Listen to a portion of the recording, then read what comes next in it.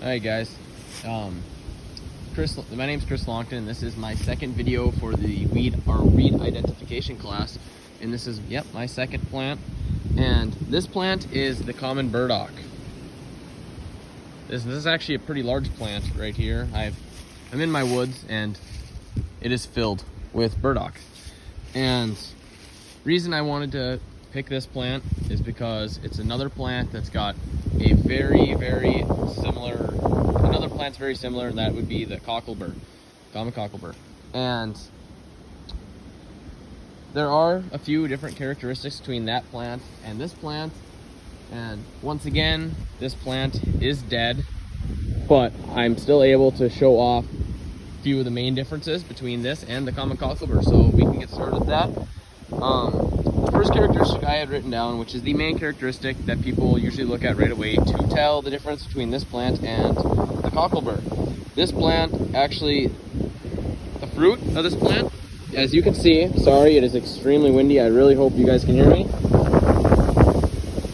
This plant actually has rounded fruit. People call them gumdrop shaped fruit, and this is very much unlike the cocklebur, as the cocklebur has very oval shaped fruit. Next thing I would like to go is the leaves of this plant are very large and ovate.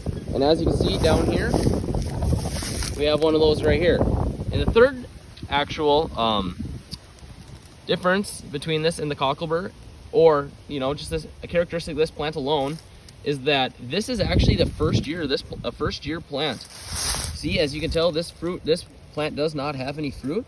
It's actually a single leaf basal rosette, and it's very cool thing about this plant, as the first year it just comes as a simple leaf. Sometimes there's a couple others there, and I actually have a lot of those large leaves around the ground here.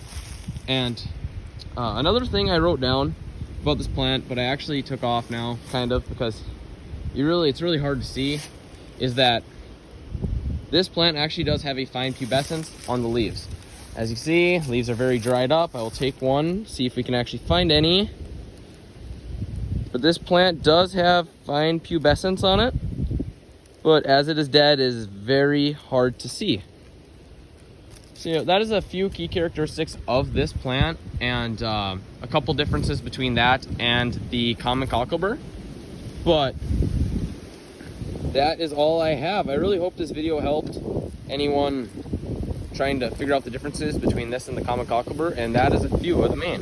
Thank you.